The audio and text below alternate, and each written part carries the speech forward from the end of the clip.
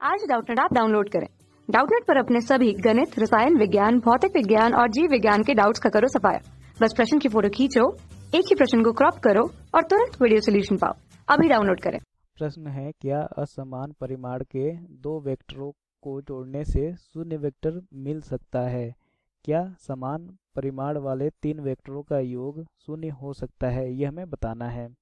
तो मान लिया यहाँ पर दो वेक्टर है। एक वेक्टर है ए वेक्टर जो इस दिशा में है और ए वेक्टर है बी वेक्टर जो किसी और दिशा में है। तो यहाँ पर ये जो बी वेक्टर है और ये जो ए वेक्टर है, इनका जो परिमाण है वो बराबर नहीं है। तो हमें यहाँ पर बताना है कि क्या ऐसे दो वेक्टर को जोड़ने पर इनका जो वेक्टर मिलेगा, जो परिणामी वेक्टर होगा, उसका जो परिमाण होगा वो शून्य हो सकता है या नहीं हो सकता है। तो बात करते हैं, अगर ये जो दोनों वेक्टर हैं इनका परिमाण इक्वल होता, परिमाण बराबर होता, तो फिर क्या होता? अगर इनका परिमाण बराबर होता तो इनको एक दूसरे का अपोजिट मतलब विपरीत दिशा में अगर हम जोड़ देते हैं तो इनका जो परिमाण होता है वो कितना आ जाता है? वो जीरो के बराबर आ जाता है। तो जो परिणामी वेक्टर है उस समय उसका मान जीरो के बराबर आ जाएगा।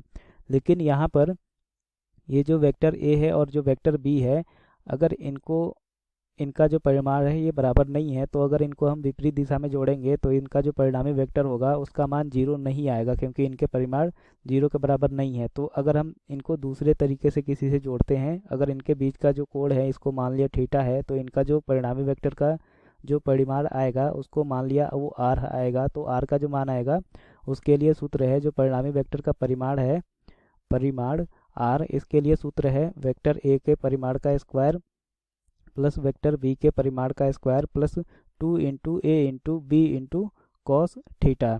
तो यहाँ पर जो आर का मान आएगा, अगर वेक्टर ए का परिमाण को ए लिख लिया तो ये हो जाएगा कितना? ए स्क्वायर प्लस वेक्टर बी के परिमाण को बी लिख लिया तो ये हो जाएगा B square plus 2 into A into B into cos theta. तो इसका मान जीरो कब होगा? इसका मान अगर हम जीरो रखें तो यहाँ पर अगर हम परिणामी वेक्टर के परिमाण को जीरो रख देते हैं, इसका मतलब ये हुआ कि under root A square plus B square plus 2 into A into B into cos theta का जो मान है ये जीरो के बराबर है। अब क्या करते हैं, ये जो समीकरण हमें मिला है इसका हम वर्ग कर देते हैं दोनों तरफ।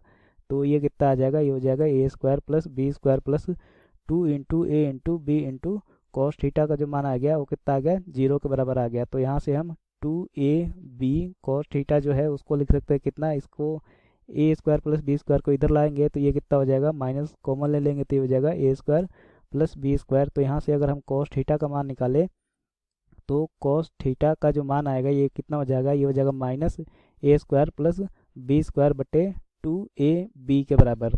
तो कॉस थीटा का मान इतना आ गया,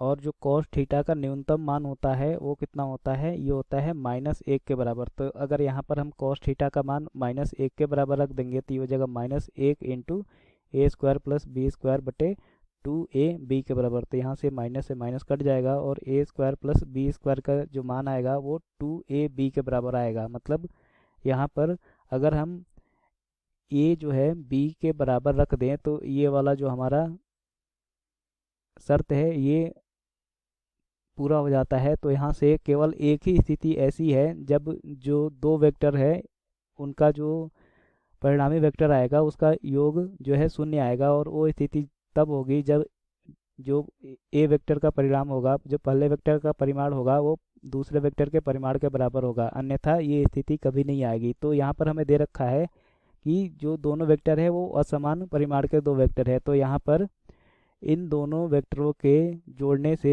हमें शून्य वेक्टर नहीं मिलेगा। तो यहाँ पर हमें शून्य वेक्टर नहीं मिलेगा। और जो दूसरा स्थिति है उसमें पूछा है कि क्या समान परिमाण वाले तीन वेक्टरों का योग शून्य हो सकता है? तो इसके लिए केवल एक ही स्थिति है। यहाँ पर अगर वेक्टर ए, वेक्टर बी और वेक्टर सी माने और इनका जो परिमाण है उसको ए, बी और सी माने, तो यहाँ पर हमें ए बराबर बी बराबर सी दे रखा है और पूछा है कि क्या तीन वेक्टरों के जो योग है इनका जो परिणामी वेक्टर आएगा उसका जो परिमाण आएगा उसका मान शून्य हो सकता है कि नहीं हो सकता है? तो ये केवल एक ही स्थिति में ऐसा हो सकता है जब ये तीनों वेक्टर जो है ऐसे जुड़े हो और इनके बीच का जो कोण हो वो 120 डिग्री के बराबर हो। तो ये वाला जो कोण हो ये 120 डिग्री के बराबर होगा, और इनका जो परिमाण होगा वो बराबर होगा, तभी ये इनका जो परिणामी वेक्टर आएगा उसका परिमाण जो आएगा वो शून्य के बराबर आ जाएगा। तो यहाँ पर ये चूंकि कोण 120 डिग्री है और ये कोण कितना हो जाएगा, ये 30 डिग्री, ये 30 डिग्री और ये 60 और ये 60 कोण होगा। तो y अक्ष के अनुदिश y अक्ष की दिशा में जो इन तीनों वेक्टरों का परिमाण आएगा वो कितना हो जाएगा, ये हो जाएगा, अगर इसको हम a y से लिखें तो जो a y का मान आएगा ये कितना हो जाएगा, इसका y अक्ष की दिशा में जो मान आएगा, चूंकि ये कोण 60 डिग्री है तो ये हो जाएगा कितना, a cos 60 डिग्री प्लस इसका इधर आएगा कितना, a cos 60 डिग्री और इसका अगर मान लिखे तो ये हो जाएगा कितना, a cos और ये जो एंगल होगा ये पूरा कोण ये 180 डिग्री हो जाएगा, तो ये हो जाएगा a cos 180 डिग्री।